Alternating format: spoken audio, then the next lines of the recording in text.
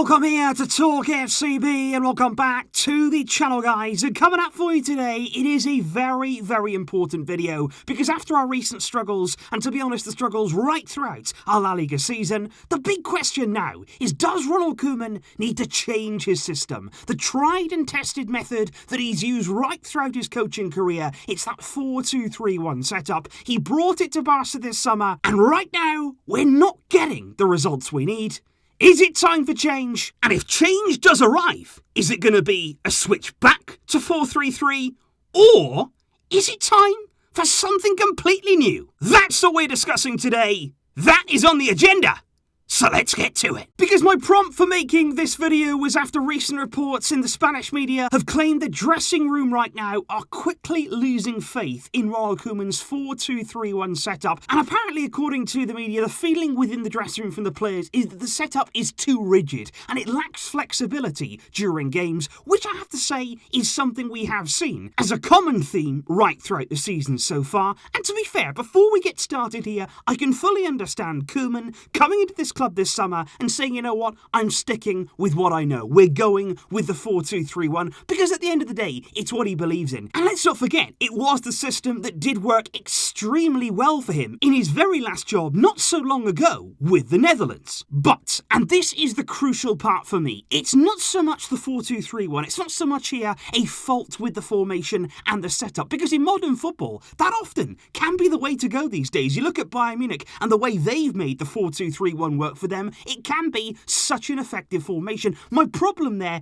isn't with that setup, but like anything in football, no matter how much belief you have in that setup, no matter how much trust you have in a system, it will not function if you don't have the players. If you don't have the players, and more importantly, the right profile of players to make it work, and that is where we start. Because what I want to do first of all is explain to you here, position by position, what you need to really thrive there in that 4-2-3-1 setup. Because like I say, it does have the potential to be a good formation, and especially for some of the players that we do have, but in other areas, we're seriously lacking. Because for me, when you look there at the 4-2-3-1 formation that Ronald Koeman has tried to bring to this Barcelona team, I feel what you're missing in that team, and I feel the really glaring holes in the current setup, it's actually right throughout the core of the team, right throughout the spine of that system, we have real problems. And let me just explain what I mean by that. Because first of all, you start with centre-back. We need somebody there who's a natural leader, who can command that back line, who can keep everybody organised, who can of course play out from the back and all of that good stuff too. But first and foremost, you need good defenders. And so far this season, we simply haven't shown that. The next problem I would have is in the base of midfield. And this for me is one of the crucial parts of this entire system, ultimately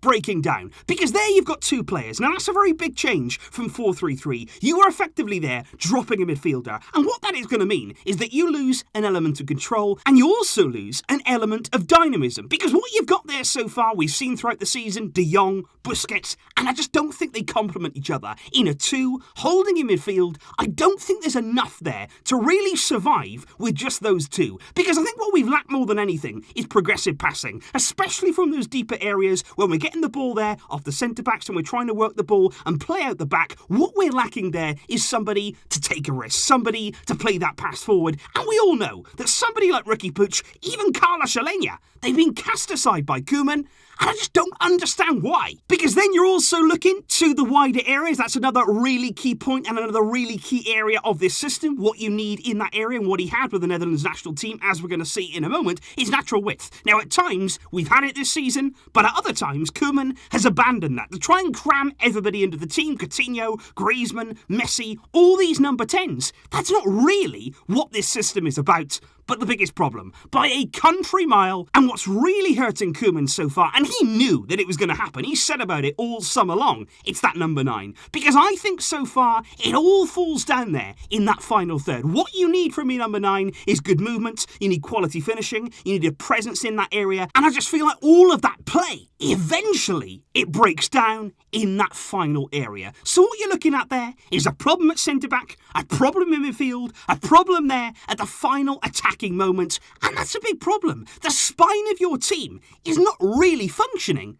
that's not going to give you success. And I just want to highlight here the difference between the team that we saw face up against Juventus in midweek that got embarrassed there at the Camp Nou in the Champions League. And I want to compare that to the lineups that Koeman put out when he was in charge of the Netherlands when they beat France and Germany, comfortably by the way, in the space of one single month. And you just look at the difference in quality in those key areas and in that core of the team. You look at centre-back, he had Virgil van Dijk and Matthias de Ligt as his two centre-backs. Compared there with Longley and Araujo, there is simply no competition. You've got two leaders there in Van Dijk and de Ligt, two players who can command that area, and clearly that's a big upgrade. Now in the fullbacks you could say, you know what, Barcelona quite comfortably have better fullbacks, and I can completely understand that, but it's interesting there to look into midfield. De Jong alongside De Roon. Now De Roon was so important to this Netherlands team because he complemented De Jong. He was somebody there who was able to go forward when needed, he put the energy in, he was able to make progressive passes, he was able there to make attacking runs too, and he basically did everything there just to support Frenkie de Jong, and I don't really feel as though De Jong has had that partner so far in this team. And aside there from the two very natural wingers, I wouldn't say that Ryan Babel is by any means the very top class player that you need in a team, but you know what? He gave them width. He gave them their natural width on that side along with Bergwijn. But the two really key elements as well of this team was the combination between Memphis Depay and Jorginho Wijnaldum. Two players, of course, that Ronald Koeman did want to try and bring to Barca, and they worked absolutely perfectly in this setup. Depay there was the number 9. He can operate, of course, in that area. He's not your typical number 9, but he certainly thrived there, just playing ahead of Wijnaldum, who was so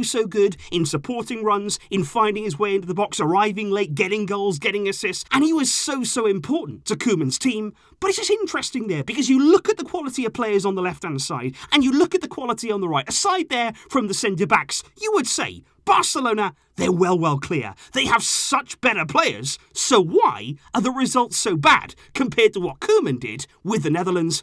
But that's just the point. It's not always about the quality. It's not always about the big names. When you're trying to create a system, when you're trying there to put together a team, it's about profiles. It's about having balance throughout that team. Koeman had it with the Netherlands.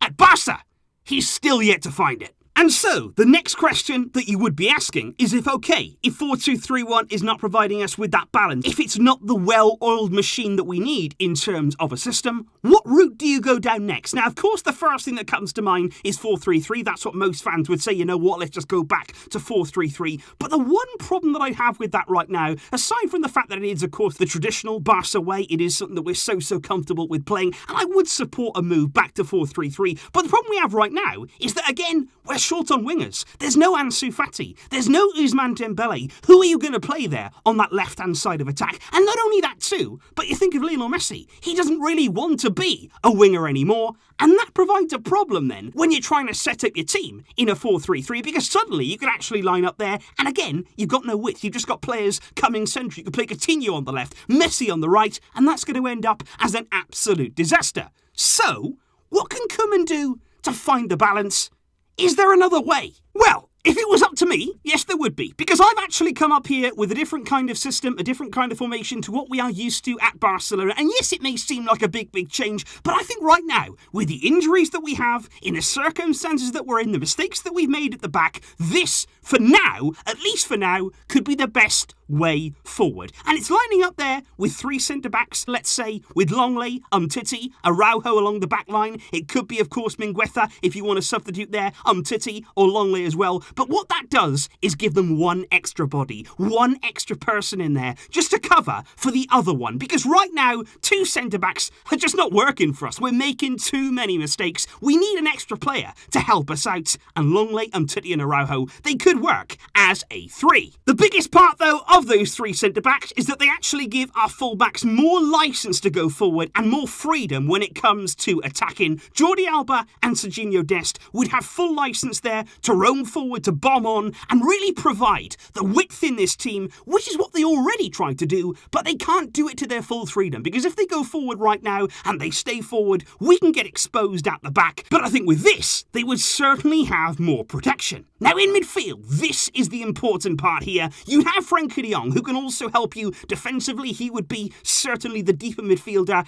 out of the two. But the other one, he has to be progressive. He has to be dynamic. He has to be somebody there who's going to provide energy and take a risk. Riqui Puig would start in my midfield. And then your attack. And this is very, very interesting because it would still be the same players. It would still be Messi. It would still be Antoine Griezmann. And for now, it would still be as well Martin Braithwaite. But they would all be in a central area, which in usual circumstances would provide us with a bit of a problem. But with those fullbacks, I feel, providing width, with Messi nice and central there as the 10, Griezmann alongside Braithwaite for that support that we've discussed in so much detail. I just think right now, with the defensive problems that we have, we need more protection, they need more help, they're basically crying out for that. And considering our lack of wingers right now and natural width, is this the way to go? But of course, guys, this is very much open to debate and open to some opinions, so please do let me know your thoughts in the comments down below. Number one, the big question is, should Koeman move away from what he knows? Should he move away from that 4-2-3-1 formation? And if he does, what's the best setup for us? Right now, with the problems that we have, would you try and find a way to play 4-3-3? Would you go with something different there? Maybe 3 at the back, like I've said? Or would you opt for something completely different? Let me know what your thoughts are in the comments down below as we continue to build up to what really is a make or break game on Sunday. Barça against Levante. There's no option but to win. I'll see you soon, guys, with plenty more coming up. And I thank you indeed for your continued support. But until next time, as always, Visca el Barça.